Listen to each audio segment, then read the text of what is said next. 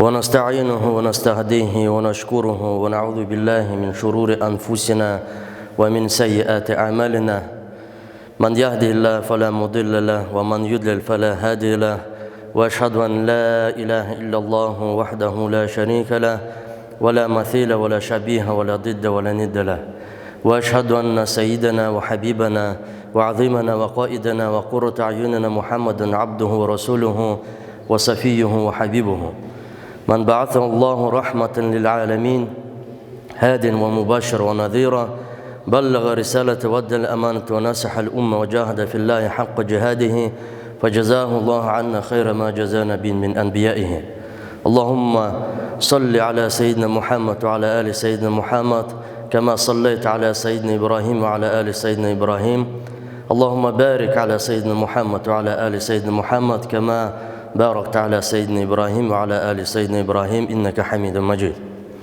أما بعد فأوصيكم عباد الله ونفسي أولا بتقوى الله العلي القدير قال الله في كتابه الكريم أعوذ بالله من الشيطان الرجيم بسم الله الرحمن الرحيم واذكروا الله في أيام معدودات فمن تعجل في يومين فلا إثم عليه ومن تأخر فلا إثم عليه لمن اتقى واتقوا الله واعلموا أنكم إليه تحشرون صدق الله العظيم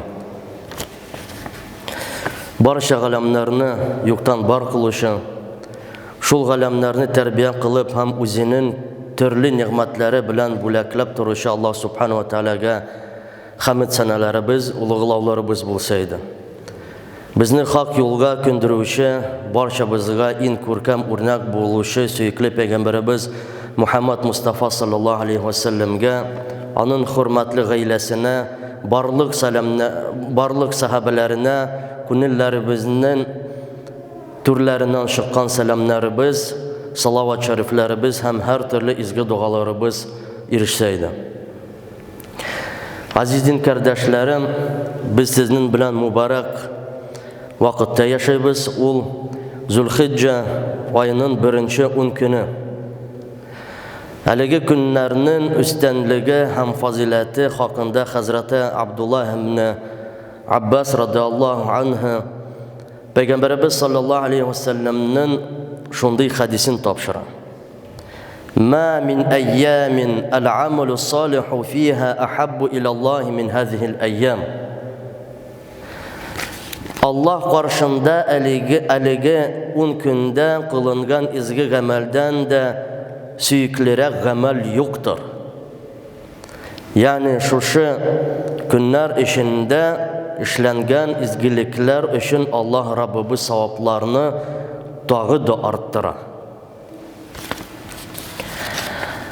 Ham shu kunlarning birsi ayıruşa dereceli hem faziletli gün ol Zulhicce ayının 9. günü Garafa günü. Garafa ataması Mekke şehrinden yakınca 22 şakırım yiraklıkta urnaşkan Garafat jirligine beyli. Şu Garafat uzunluğunda dinimizin beş negizinin birisi bulgan hac amelin kılışılar Zulhicce'nin 9. gününde jıyılıp Quyosh bayğançığa kadar Rabbimizni ululab, maqtab dualar bilan müracaat iteler.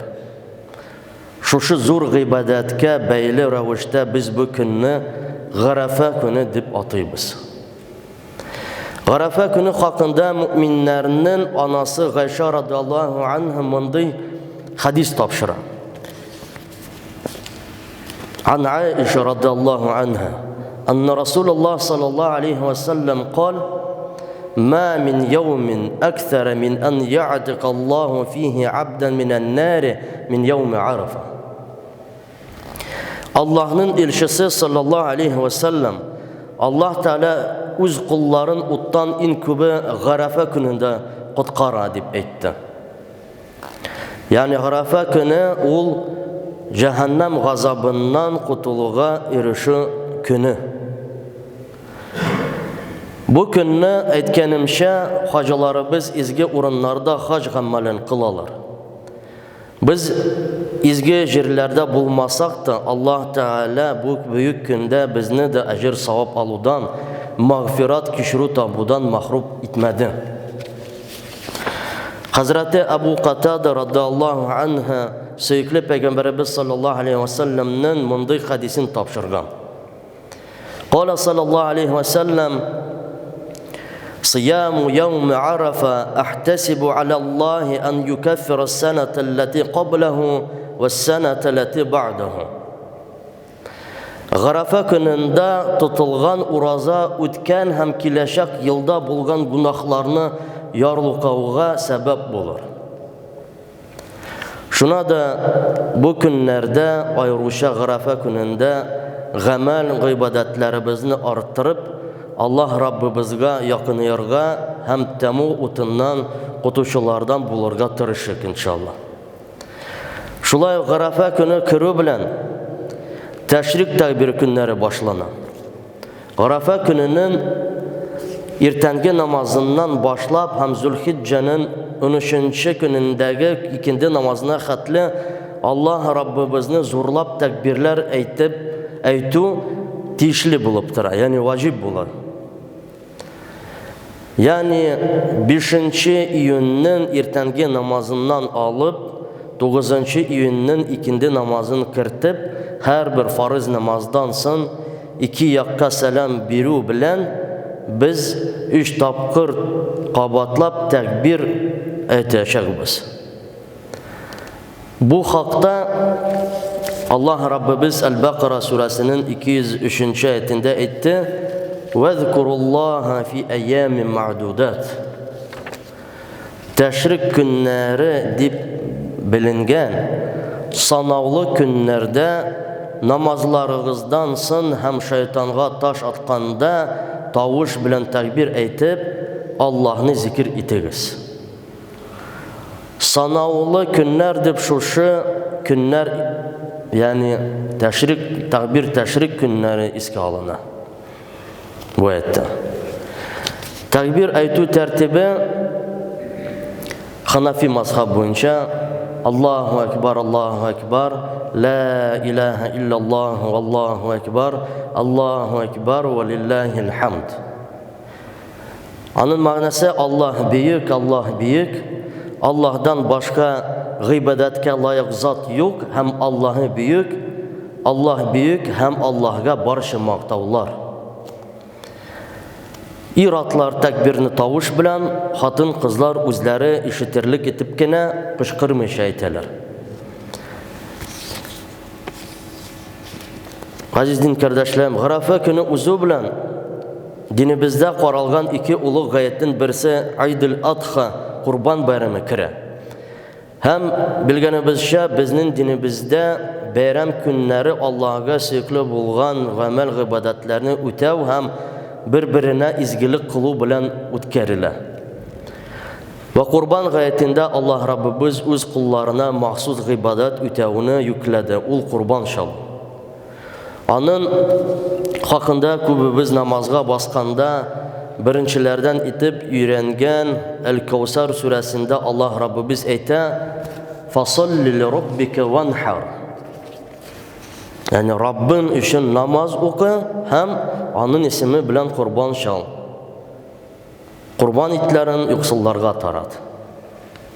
Şuna da kurban gayeti günlerinde öz akılında bulgan, balıqlık yaşına jitken, irikli bulgan, seferden dip isaplanmagan hem kurban günleri jitkende malı insapka erişken her bir Müslümanğa özü için kurban şalı tişli bulup tura, vacib bulup tura. Hem kurban ul ömürge bir gene şalınmay, ul yıl sayın eytilgen şartlar ötelgen uçrakta şalanırga tişli. Şuna da былтыр özüm için şalgan edim indi, bu yıl birer tuğanım için şalam dip eytu dürüst dip isaplanmay, mümkünlüğü bulgan kişinin in ile özü için şalarga buruşlu. Hem kurban bayramı digende aziz kardeşlerim biz bu günni çınından da bayram itib o'tkazuvimiz xayrli. Bir-birimizni tabriklov so'zlari ham izgi tilaklar bilan qutlab, tug'anlar do'stlarimiz bilan birga bayram tabinlari oldida yig'ilib, bir-birimizga bo'laklar berishib. Suyukli Payg'ambarimiz sallallohu alayhi va sallam aytib qoldirgan: "Tahadu tahabbu", bo'lak berishingiz bir-biringizni yaratirsiz. Ham bizning bo'laklarimizga iliq yaqin tuganlarimiz, turmush iptashimiz ham bolalarimiz loyiqli. Shuna da bo'lak beruvni onlardan boshlaylik inshaalloh. Bolalarimiz deganda ular Allohning zo'r bo'lagi, lekin shulay bu zo'r javoblilikdir. Bizning ustimizda onlarni saqlov, kerak yaroqlar bilan ta'min etuv ham ularga durust tarbiya beruv burchi turadi. Va shu bayram kunlarida bu javoblilik turida unutmaylik, endi o'zlarini tartibli tuta bilgan bolalarimizni ertan uyatib, o'zimiz bilan g'ayit namozini olib kelik. G'ayitdan so'ng shalonashaq qurban itlarin miskin faqirlarga ulashgan shaqda da o'zimiz bilan iyartib borik, kunillarına dinimizin uyalları ruhi terbiye yaştan sinip kalsın inşallah. Aziz din kardeşlerim, Allah Rabbimiz barçamızga da kelешек ulu kurban gaytin isen imin karşı alırga, üstümüzde bulgan zor ibadetlerini tiyişli ravuşta başkarıp çıgarga nasip etsin. Kurban çalırga niyetlegenlerge kabul kurbanlar çalırga, hacılarımızga kabul hacılar kılıp, yaşagan yerlerine isen imin eğlenip qaytarga nasip eylesin inşallah. Amin. Aqulu qawli haza wa astaghfiru li wa lakum fastaghfiruhu innahu'l ghafurur rahim. As-sami'ud du'a. Fudayl bin G'iyaz agar da menim qabul bo'la turgan bir duam barligin bilsam, men uni yetakchi uchun qilar edim deb aytgan.